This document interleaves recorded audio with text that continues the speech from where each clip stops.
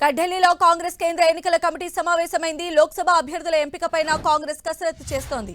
AICC కార్యాలయంలో మల్లికార్జున ఖర్గే ఆధ్వర్యంలో భేటీ జరుగుతోంది. సమావేశంలో సోనియా గాంధీ, రాహుల్ గాంధీతో పాటు తెలంగాణ సీఎం రేవంత్ రెడ్డి, మంత్రులు ఉత్తమ్, భట్టి విక్రమార్క హాజరయ్యారు. తెలంగాణ, కర్ణాటక, కేరళ, ఛత్తీస్గఢ్, హర్యానా, ఢిల్లీ లోక్సభ అభ్యర్థుల ఎంపికపై చర్చిస్తూ ఉన్నారు.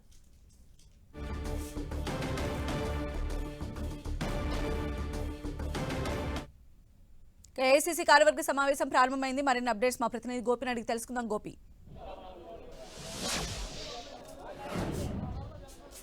లోక్సభ ఎన్నికలకు సంబంధించి అభ్యర్థుల ఎంపికపైన కాంగ్రెస్ దృష్టి సారించడం జరిగింది. ఇందులో భాగంగా 10 రాష్ట్రాల్లో 60 లోక్సభ స్థానాలకు సంబంధించిన అభ్యర్థుల ఎంపికకు సంబంధించిన అంశంపైన ప్రస్తుతం సిఈసి సమావేశంలో చర్చ జరుగుతోంది. కాంగ్రెస్ అధ్యక్షుడు మల్లికార్జున ఖర్గే నేతృత్వంలో ఈ సమావేశం జరుగుతుంది. సోనియా గాంధీ, ముఖిల్ వాస్నిక్, అంబికా సోని, అధీర్ రంజన్ చౌదరి, జయరాం రమేష్ సహా సిఈసి సభ్యులు 14 మంది, అలాగే వివిధ రాష్ట్రాలకు సంబంధించి కాంగ్రెస్ పాలిత ప్రధానంగా తెలంగాణ సీఎం రేవంత్ రెడ్డి, అలాగే భట్టి విక్రమార్క, సిఈసి సభ్యుడిగా ఉన్న ఉత్తమ్ కుమార్ రెడ్డి కూడా ఈ సమావేశానికి హాజరయ్యారు.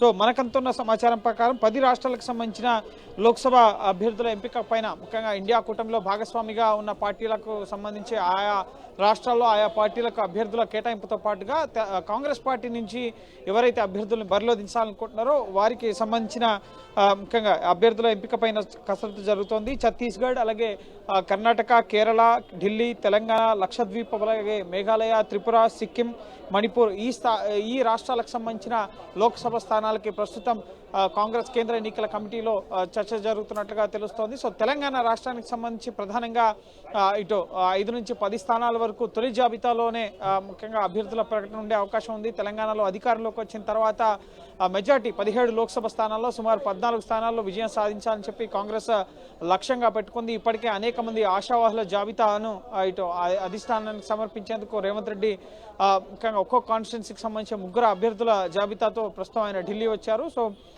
సుమారు 50 మందికి పైగా అభ్యర్థుల జాబితా ప్రస్తుతం ఏఐసీసీ కార్యాలయానికి చేరుకుంది. ఆశావాహుల జాబితాలో వివిధ కాన్స్టిట్యున్సీస్కి సంబంధించిన అభ్యర్థుల ఆశావాహుల జాబితా అనేది ఇక్కడ ఉంది. సో ఖచ్చితంగా సామాజిక సమీకరణాలు, గెలుపు అవకాశాలు, అలాగే ప్రత్యర్థి పార్టీని ఢీకొట్టగలిగే సత్తా సహా ముఖ్యంగా డబ్బు ప్రభావం, ఇటువంటి అనేక అంశాలని ముఖ్యంగా పరిగణలోకి తీసుకుని అభ్యర్థుల ఎంపిక ప్రక్రియ అనేది కాంగ్రెస్ పార్టీ చేపట్టబోతోంది. సో ఖచ్చితంగా బీజేపీని ఎదుర్కోగల, అలాగే అక్కడున్న స్థానిక ప్రభుత్వాలను ఎదుర్కోగల సత్తా ఉన్న వ్యక్తుల్ని కాంగ్రెస్ పార్టీ ఈసారి లోక్సభ ఎన్నికల బరిలో దించాలని చెప్పి ముఖ్యంగా భావిస్తోంది. అందులో భాగంగా యువకులు, మహిళలు, ఇటు ఎస్సీ ఎస్టీ సామాజిక సమీకరణాల ఆధారంగా కూడా అభ్యర్థుల ఎంపిక ప్రక్రియ ఉండే అవకాశం కనిపిస్తోంది. సో ఖచ్చితంగా ఈసారి 3వసారి బీజేపీ అధికారాన్ని చేపట్టడం లక్ష్యంగా 370 అండ్ 400 అబోవ్ ఎన్డీఏ కూటమితో మేము ప్రభుత్వాన్ని ఏర్పాటు చేస్తామని చెప్పి ధీమాను వ్యక్తం చేస్తున్న తరుణంలో సో గట్టి పోటీ ఇచ్చేందుకు అభ్యర్థుల ఎంపికకు సంబంధించి అన్ని కోణాల్లో పరిశీలించిన తర్వాత అభ్యర్థుల్ని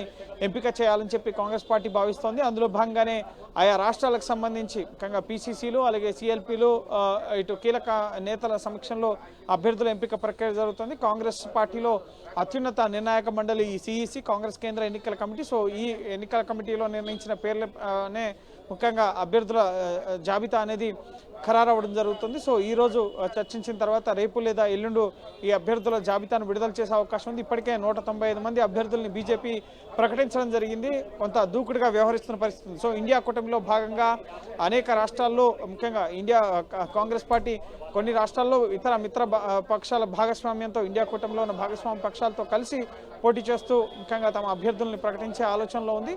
అందులో భాగంగా ఉత్తరప్రదేశ్ కానీ కొన్ని కీలక రాష్ట్రాల్లో ఇటు భాగస్వామ్య పక్షాలతో సంప్రదింపులు జరిపిన తర్వాతనే అభ్యర్థులు ముఖ్యంగా ఢిల్లీ, హర్యానా ఇటువంటి రాష్ట్రాల్లో ఇతర పక్షాలతో చర్చలు జరిపిన తర్వాత మాత్రమే అభ్యర్థులను ప్రకటిస్తున్న పరిస్థితి. సో మిగతా రాష్ట్రాల్లో ముఖ్యంగా సొంతంగా పోటీ చేసే స్థానాలు తెలంగాణ కానీ, అధికారంలో ఉన్న రాష్ట్రాలు హిమాచల్ ప్రదేశ్ కానీ ఇటువంటి రాష్ట్రాల్లో సొంతంగా పోటీ చేస్తున్న పరిస్థితి. కాబట్టి సో అభ్యర్థుల ఎంపిక పైన ఆశావాహుల జాబితా, వారి యొక్క గెలుపు అవకాశాలు, సర్వేలు, అలాగే ప్రత్యర్థి పార్టీలు ఢీకొలగల సత్తా, ఇటువంటి అన్ని అంశాలని పరిగణలోకి తీసుకుని అభ్యర్థుల ఎంపిక పైన కసరత్తు చేస్తోంది. సో ఈ రోజు చర్చించిన తర్వాత రేపు లేదా ఎల్లుండు తొలి జాబితాని సుమారు 60 మందికి పైగా జాబితాతో అయితే తొలి లిస్టు విడుదలయ్యే అవకాశం అయితే కనిపిస్తోంది. రైట్ గోపి.